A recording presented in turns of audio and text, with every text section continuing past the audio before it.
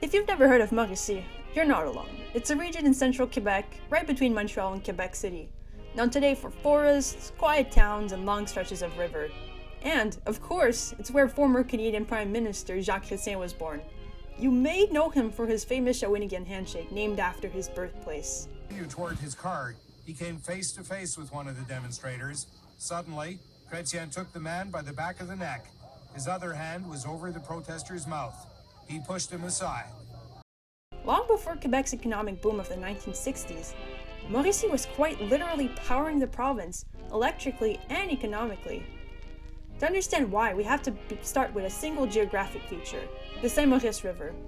It's certainly beautiful, but what's crucial is that the river drops sharply in altitude, creating dozens of natural waterfalls. In the late 1800s, private companies realized that this made the region an ideal place to build hydroelectric dams. Lots of dams. And once the electricity arrived, industries followed. By the turn of the 20th century, Mauricie had become one of the first places in Canada with large-scale electrical infrastructure.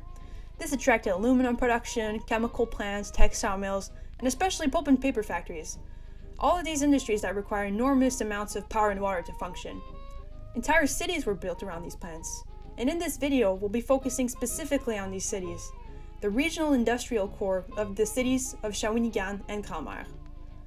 This period created something more than economic growth, created a collective identity centered around the region's industries. But looking at the cities today, you'd think a natural disaster hit them. Entire blocks boarded up, a declining population, and those same industries that built up the region? Gone, closed up shop, just non-existent. The nationalizing of electricity that occurred in the 1960s in Quebec meant that the same cheap electricity that had driven these companies to settle there in the first place was now gone, and there was little incentive to stay. But something odd happened. The Mauricians, despite seeing their communities fall apart directly as a result of being abandoned by governmental policies and companies moving out, are still incredibly attached to their industrial heritage and reminisce about the good old days. Millions of dollars are being poured to protect these old plants and buildings, and the reigning narrative is one of pride, not of resentment. So, why are the Mauricians opposing the common national narrative that American companies was good actually, and that the nationalization of electricity was the best thing that ever happened to this province? In this video, we'll examine Mauricie's rise and fall as an industrial center, and how that shaped how people lived, worked, and collectively remembered their communities. My research question is simple.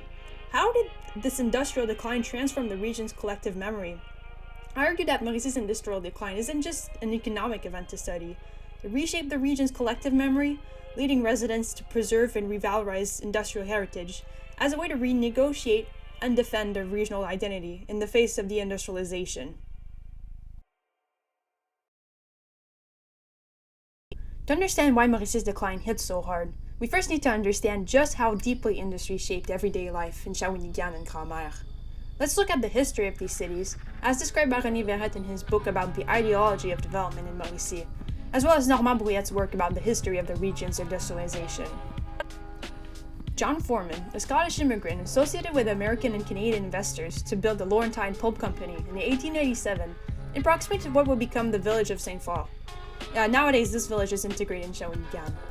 The company was already a mega project that inspired awe internationally. Investors were actually amazed at the efficiency of the steam-powered paper mill. Already, people were saying that the Laurentide was destined to become the biggest paper mill in North America. It was also the cheapest due to the abundance of natural resources and water availability. The city of Grand-Mère, which, for your information, is named after a rock with the shape of a grandmother that rested near the St. Maurice's Falls, it was built as a result of the Laurentide actually, and it quickly expanded. I won't bore you with specific details of all the mergers that went on afterwards, but what's important to our story is one George Caron, nicknamed the Big Boss, and no relation to Metal Gear Solid. In 1902, he became the boss of the Laurentide, but he's remembered for building up the city of Grand-Mère. He was a staunch urbanist, and all of the city's layout today can be attributed to him. Caron believed in the importance of the well-being of his workers. He focused on green spaces, arts, culture, to the point where he had the rock that gave Grand-Mère its name dismantled piece by piece, and then painstakingly reassembled in downtown Grand-Mère. Also, fun fact, the engineer who was responsible for this drowned in the waters below the grandmother, so this project took way longer than it had any right to be. Despite being an American, Cahoon was absolutely beloved by the community. He consulted the French-Canadian Catholic abbot before doing anything related to the community. He was lauded not only for being a brilliant businessman and boss, but also for raising the standard of living in the city and bringing prosperity to the region. He is still, for a very good reason, a figure of legend in Kama to this very day. There were other dams established upstream, but it's in Shawinigan where significant hydroelectric development would start to take place. John Joyce, a rich American from Boston and distillery owner, struck gold when he bought the land of Shawinigan Falls. He created the Shawinigan Water and Power in 1898, which quickly became massive. The falls had a 400,000 horsepower potential, and companies, namely aluminum and calcium carbonate processing plants, were lining up on his doorstep to set up shop. SW&P would end up powering not just the entire region, but also brought power to Montreal, Quebec, and Sherbrooke. It was a source of national pride way before the Matic mega project. Belgo Pulp and Paper, Webasto Cotton and Textiles, Canadian Loloxide Inc., which produced half of the world's carbonundrum supply, CIL, which also produced cellophane and peroxide, and many other companies like DuPont also established themselves in the area to benefit from the ludicrously cheap electricity. By the 1920s and 1930s, Shawinigan and Kama weren't just industrial centers, they were symbols. They represented a modern industrial Quebec that existed long before the Quiet Revolution brought modernization to the rest of the province. A magazine from 1932 named Voyager's Trail described the region as such. Kama has numerous thriving industries. Its soil is fertile, labor troubles and strikes are unknown. The city is highly progressive, and the fame of its paper mills extends throughout the entire North American continent. And Shawinigan Falls is nearly known the world over, not only for being a beautiful city, but also for producing many articles and sufficient material to help industry and commerce and procure the wealth and welfare of any Canadian citizen. In Mauricie, the paper, chemical, aluminum industry, for these people it wasn't just a job, it was their entire cultural identity. If you grew up in these cities, you likely had a father, grandfather, uncle, or neighbor who worked in the mills. The factories were landmarks in people's lives, shaping family histories and community stories, as we'll see. This deep, multi-generational relationship with industry will later help explain why people in Mauricie fight so hard to preserve what remains of it. Its economy, its identity, and its sense of place were all tied to these same fragile pillars. But in this early period, before the decline, Mauricie represented something powerful. A region built on innovation, industrial modernity, and a shared belief in progress. In fact, the Grand Bridge, built in 1928, even served as inspiration for the engineering of the Golden Gate Bridge. Shawinigan and Kama were model cities by all accounts. And that collective memory is exactly what makes the fall so dramatic.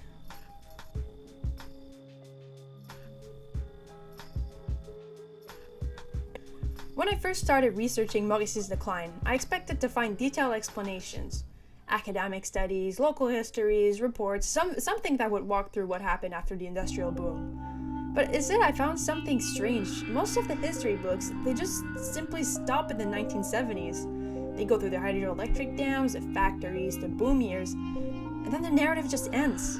No explanation, just an awkward gap in the literature. These books were mostly written in the late 90s or early 2000s for the centenary of the region. What kind of centenary book doesn't cover 20 years out of 100? And that silence matters because the decline that comes next obviously isn't just a small footnote in the region history, it's a crucial turning point. So, what actually happened? To understand the fall, we have to rewind to the Quiet Revolution of the 1960s, when Quebec nationalized its electric grid. Before nationalization, private companies like Shawinigan Water and Power offered extremely cheap industrial electricity in Mauricie. The reason aluminum chemical plants and pulp and paper factories were set up there in the first place. But once Hydro-Quebec took over, electricity rates were standardized across the province. This was a major social victory for Quebec as a whole, but it instantly erased Mauricie's competitive advantage. Additionally, the advent of high-tension lines made it so that there was no point staying close to the sources of electricity since it was now possible to get the same amount of power hundreds of kilometers away. Suddenly, industries that had relied on ultra-cheap local power were paying the same rates as companies closer to Montreal. And once that happened, the economics just no longer worked. Factories began to close or relocate, investment dried up, and Mauricie entered a decline at the exact moment when other regions were beginning to modernize. Electricity and power wasn't the only reason, however. There were other crucial factors, and some of them were identified as early as the 1970s. A study at the time by Normand Brouillette proves that hindsight is 20/20. These factors are obvious looking bad, but everyone noticed only when it was too late to do anything about it. First, Maurice's industries had been built for a very specific global market. In the 1950s, almost 70% of Shawinigan's industrial production was exported to Europe, which was still rebuilding after World War II. But once that reconstruction was over, demand collapsed and European buyers started demanding faster delivery times than ever that Mauricie could ever provide. The region suddenly found itself too far away, too slow, and too dependent on a market it could just no longer serve. This is because transportation also just became a major structural obstacle. During the early 20th century, Mauricie was very well connected to the rail network, and this had been enough.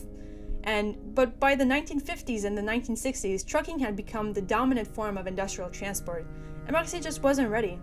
The roads were simply inadequate for this kind of massive transport. The La Violette Bridge, the main connection across the St. Lawrence, only opened in 1967.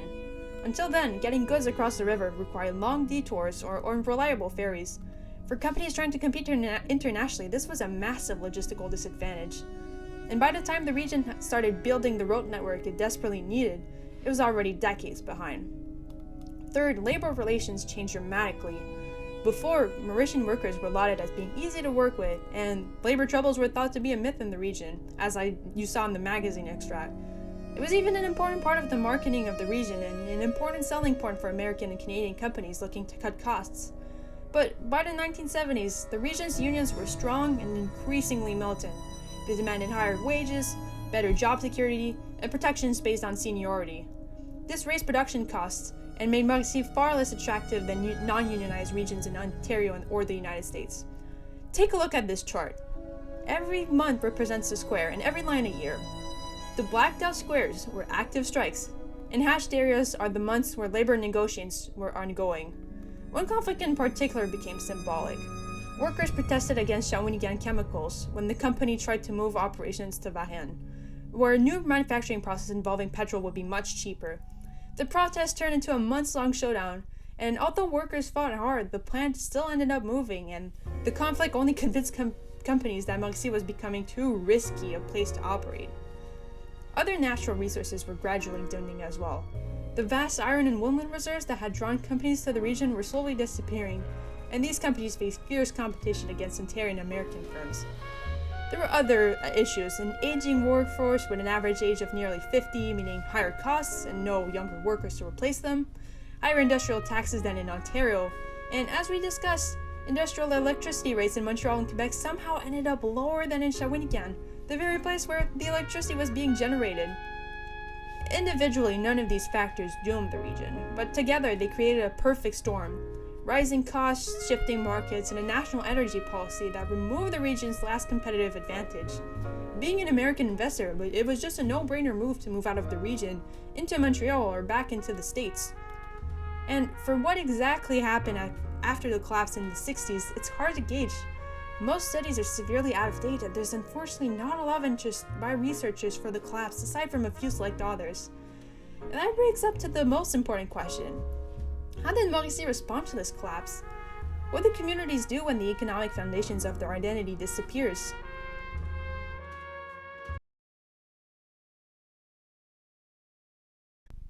The issue that I had with my research is, as I mentioned earlier, there's almost no written history of the region after 1970.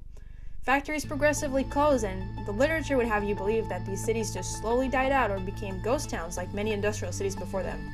Or that they got nuked off the face of planet Earth, I don't even know. Collective memory affects the way people think about certain historical events, and clearly in this case it also affects how people write about it. However, what's apparent is that there hasn't been one giant rebuild in the region. More small actions, concerted economic shifts, and policy decisions to keep the region afloat. And they're not doing too bad for themselves today. Take a look at the economic data. Unemployment rates are lower than the provincial average and have gone from 12% in 1998 to 4.8% in 2024. The population grew by 20,000 in 25 years, and they've managed to reverse their demographic decline. Nearly 71% of the population has post-secondary education, and their GDP is growing 6.5% every year, which is higher than the Quebec average. All in all, things are certainly fine, or at least better than the image of boarded up main streets and closed up factories would let you tell you. But again, there's no economic policy that you could point to that can explain the rebound that this region experienced. Of course, there was economic diversification, and notably, there was a boom of small to medium businesses opening up shop in the late 80s and early 90s, more than 150 in fact. Nowadays, most of the population works in the tertiary sector, which means public services, retail, transportation and freight, tourism sector, consulting, health, you name it. But with all these highly skilled and educated people, it makes no sense that they would stay in the region when they can just go work in the city. And it shows in Shawinigan specifically. There's a lot of vacancy in commercially zoned buildings and entrepreneurship seems to be muted. This heat map by Hollander and Al represents vacancy in Shawinigan. And among Quebec cities that have also experienced industrialization, it's actually the worst. But considering how catastrophic the decline was, with essentially every major plant built during the rise of the region quickly disappearing, it should have been worse. But the economic data just seems to contradict this entirely. So which is it? The heat maps I showed you earlier about vacancy, well, they weren't the entire truth. According to their theory, economic decline results in diminished demand for downtown real estate. And because these buildings go into disuse, this pushes the value of the real estate even lower and reduces demand even further, creating a vicious cycle of urban decay. However, according to Hollander's study, Shawinigan's vacancy and disuse rates were not statistically significant. Crucially, they came to the following conclusion concerning Shawinigan.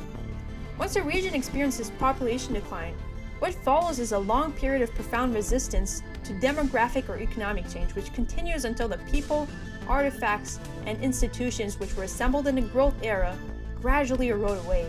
So, in other words, as long as the population actively preserves and invests symbolic value in their built heritage, the community endures alongside it, delaying the more severe consequences of demographic and economic decline. If the usual economic explanations don't account for Mauricie's resilience, then we need to look somewhere else at culture, at memory, how people understand their past. Pierre actually has a specific name for these kinds of monuments, lieux de mémoire. For him, they are places where collective memory crystallizes and is actively preserved. In our case, a collective memory of the greatness of the industrial past and growth of the region. Critically, they appear when a community senses that its living, everyday memory, what Nora calls milieu de mémoire, is disappearing. In response, the community creates these lieux de mémoire to anchor their identity in tangible objects, sites, symbols, museum commemorations, or monuments.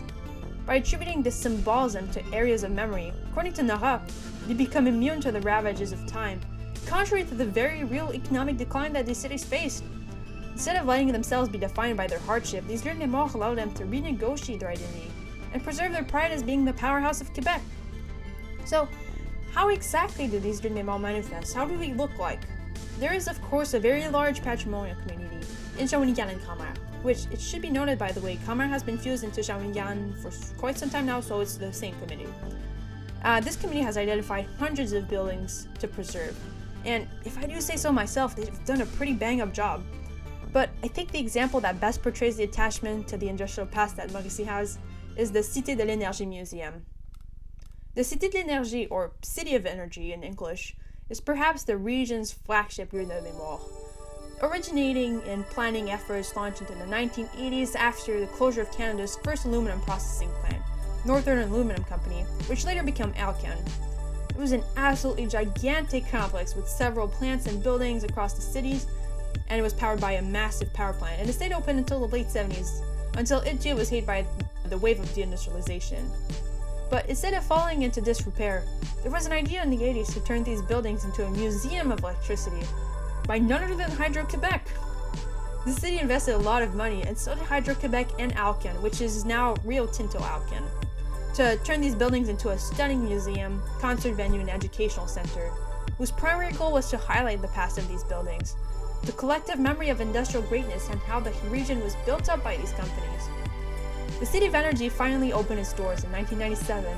There are multiple museums within the complex. There's one dedicated to Alcan, the other one for the Shawinigan Water and Power Company, an art museum, a concert venue, an observation tower built from an old pylon, which in my opinion was pretty cool. And to no one's surprise, because this is Shawinigan, a Jean Chrétien museum. Go figure. Another example of Shawinigan repurposing its industrial heritage for the future is the old Bobasso textile plant, which shut its door in 1985. The old plant was transformed to the Alphonse Desjardins Entrepreneurship Center, It preserved as much as possible the elements of the original plan, such as the brick walls and the pulley system to roll up the spools of thread. There are several other buildings that were given a new purpose as well. The Grand Shoe Factory, for instance, was transformed into a medical clinic, and most of the buildings that were commissioned or belonged to the Laurentide paper mill have been bought by the city and transformed into cultural centers. All the buildings that I mentioned have been painstakingly restored and are a source of pride for the local community. As I previously mentioned, the theory that preserving these monuments helps stave off economic decline seems to hold true, and property value is up in general, and so is the number of sales with a jump of 41% in Shawinigan specifically. The historic main street of Kalamaya that I showed you is also rezoning itself, with the empty commerces being transformed into condos. There are other examples of industrial memorialization that happened, specifically in the large amount of literature of Kalamara's 100th anniversary. These books, as I previously mentioned, all really focus on the golden age of industrialization. Everyday life is portrayed as quaint and quirky. The book Quand Kalamar était jeune by Florence Nalles-Lacroix, or When Kalamar Was Young, lets us see from a first-hand perspective how important these industries were to the daily life of the average Mauritian. Even hardships like the massive fires that ravaged through the neighborhoods in the first decade of the century and the Spanish flu are softened by nostalgia. Another centenary book, Les Intrépides by Michel Coutier, is a collection of biographies of the pioneers of the city and of those who shaped it into what it is today. The theme of the book is that the intrepid labor of those who built these cities are what makes it so great, and that the next generation ought to take example on these figures, like George Cahoon, for example. There is even a poetry collection reminiscing about the past, the paper mill, the dams, the power plants. Here's a rough translation of one such poem by Monique Diot. It's called Line of Paper. Between the lines of the walls we set out to build, they daydream of liberating. The downstream flow of our rock-fed waters split open down to the roots of energy, in a land of variety made from leaves of tree. First blade on the cut of our lands, the century enlists itself in tons of gigantism. Frames embraced by the rending of the sweat-worn wen of our home, etched with abundance, pardoned through alliances. And of a people rolled into paper, from the first evening laid in gold, born of times-long labors in the splitting of borders. So, aside from fighting urban decay and memorializing the so-called glory days, why is this heritage so important for the Mauritians? According to Effie Pecker, there was a tendency in Quebec to do a lot of what is called patrimonialization, where, quote, its heritage was embraced as an identity marker and sacralized as part of the nation and its history. The author's framework mostly focuses on religious heritage in a now secular Quebec, but come on, you can almost argue that this is practically a religion, right? Except instead of crosses and Jesus, the Mauritians are worshipping aluminum smelting and American entrepreneurs of the 1890s. Jokes aside, for this region, their industrial rise is just as important as an identity marker. Similarly to Catholicism in Quebec, these industries are also mostly extinct, and according to Pecker, patrimonialization is a way to preserve and maintain this identity, even if there's no hope of returning to its original incarnation and that the glory days are over.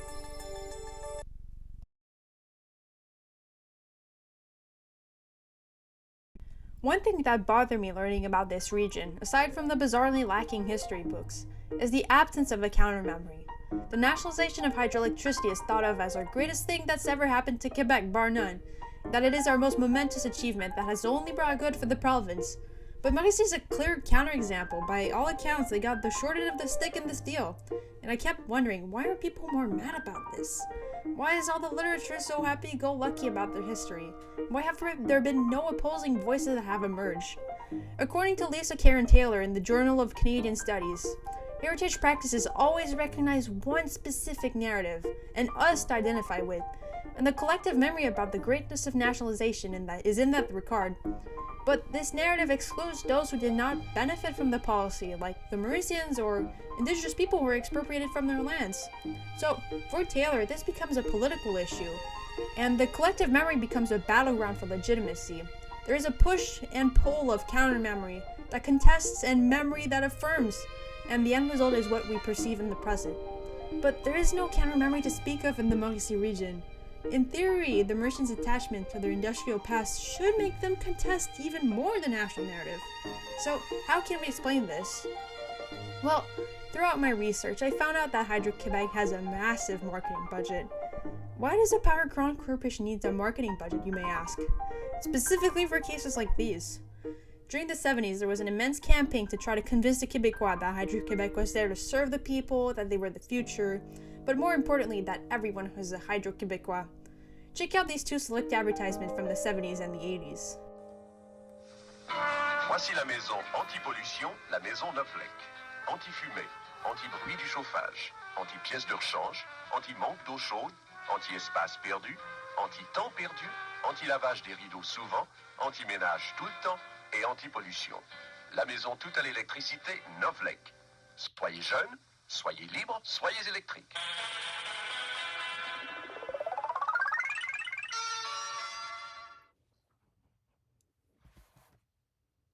Pour vous fournir de l'électricité chez vous chaque jour, ça prend du service sur toute la ligne. Exporter 700 millions de dollars d'électricité, c'est autant d'argent économisé sur votre facture. Ce qu'on a créé ici pour vous s'applique maintenant un peu partout dans le monde. Et déjà, on y prépare demain.